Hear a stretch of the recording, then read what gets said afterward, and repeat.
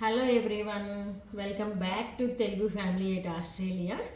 ఈరోజు నేను కీరా దోసకాయతో పచ్చి రోటి పచ్చడి చేస్తున్నానండి. ఇక్కడ మాకు నార్మల్ దోసకాయలు దొరకవు, అందుకని నేను కీరా దోసకాయతో చేసుకుంటాము. కానీ టేస్ట్కి మాత్రం సేమ్ ఉంటుంది, ఏం డిఫరెన్స్ అయితే ఏం ఉండదు. చాలామంది నా ఫ్రెండ్స్ సర్కిల్లో ఇది తిని చాలా నచ్చిందని చెప్పుండే. మేము చాలా రెగ్యులర్గా చేసుకుంటాము. దానికి కావాల్సిన ఇంగ్రీడియంట్స్ చెప్తాను. కీరా దోసకాయని తీసుకొని కడిగి పీల్ చేసి పీసెస్ చేసుకోవాలి.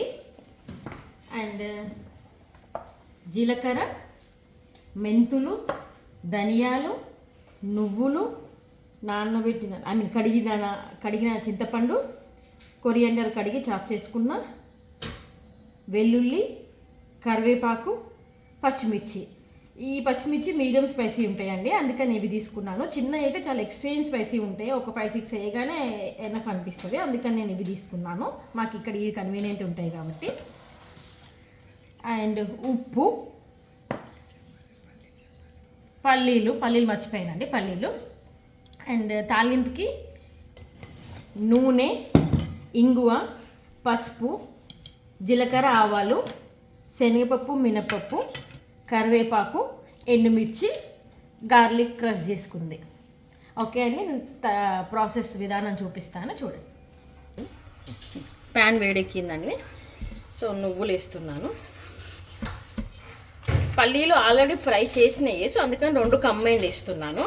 ఒకవేళ ఫ్రై చేయని పల్లీలు అయితే ముందే పల్లీలు 90% వరకు ఫ్రై చేసుకున్న తర్వాత నువ్వులు యాడ్ చేయాలి.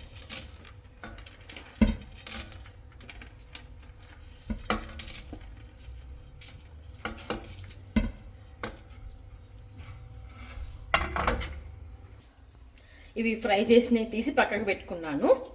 సో అదే దాంట్లో కొంచెం ఆయిల్ వేస్తున్నాను. ఆ ఆయిల్లో పచ్చిమిర్చి వేస్తున్నాను.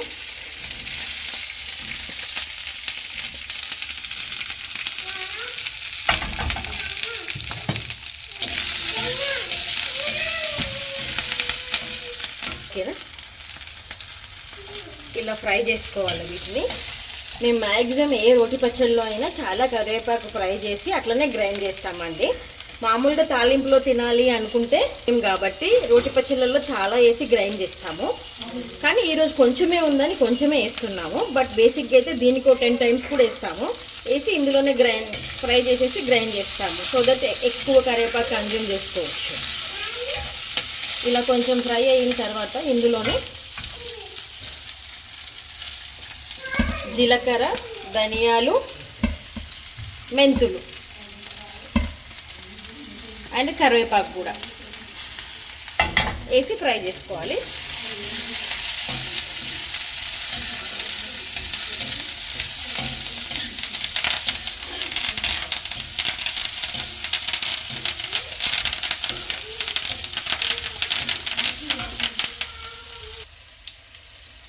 ఓకే అండి, నెక్స్ట్ అది ఫ్రై అయిన తర్వాత చింతపండు వేస్తున్నాను. చింతపండు కొంచెం ఎక్కువ పడుతుందండి, ఎందుకంటే కీర దోసకాయ కాబట్టి. నార్మల్ దోసకాయ అయితే కొంచెం పులుపు ఉంటుంది కాబట్టి చింతపండు తక్కువ పడుతుంది. ఇది కీర దోసకాయ కాబట్టి కొంచెం చింతపండు ఎక్కువ పడుతుంది. లాస్ట్కి దించే ఒక 1 minute ముందు చింతపండు వేస్తే ఆ వేడికి కొంచెం ఫ్రై అవుతుంది, అంటే ఉడికినట్టు అవుతుంది. అండ్ కొత్తిమీర కూడా వేసేసేయండి.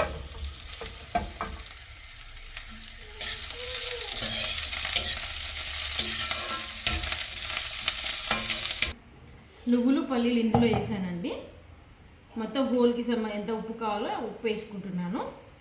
దీన్ని ఒకసారి గ్రైండ్ చేసుకొని వస్తాను. ఈ గ్రైండ్ చేసుకున్న ఈ పొడిలోనే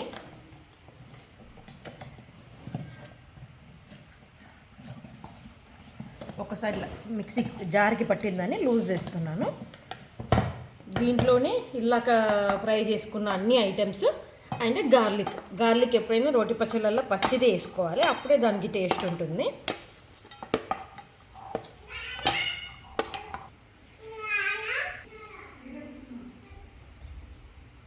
ఇవన్నీ ఇందులోకి వేసాను. సో ఇది గ్రైండ్ చేసుకొని వస్తాను ఒకసారి.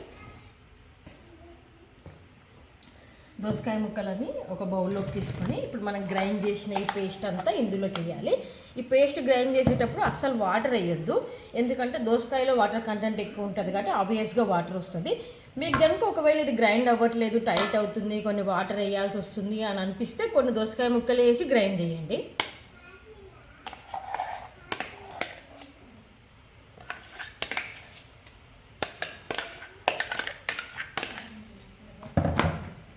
దీన్ని మొత్తం మంచిగా కంప్లీట్గా దీనికి అప్లై చేయాలి.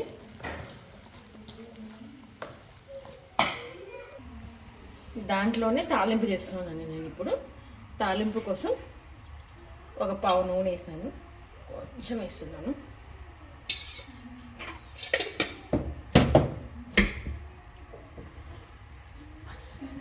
దీని తర్వాత జీలకర్ర, ఆవాలు ఒక చిన్న టీ స్పూన్, అండ్ శనగపప్పు, మినపప్పు,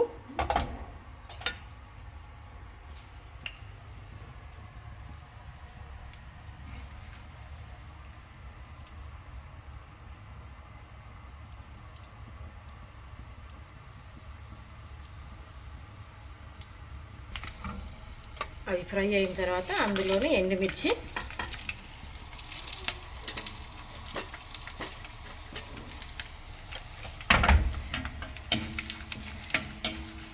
వేపాకు అండ్ గార్లిక్,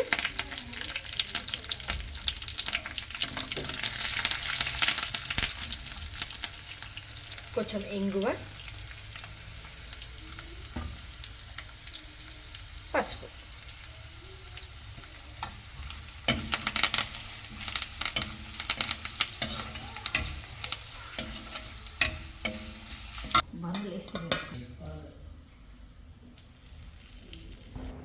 ఈ వీడియో కనుక మీకు నచ్చినట్లయితే please like, share and subscribe to my YouTube channel Telugu family at Australia.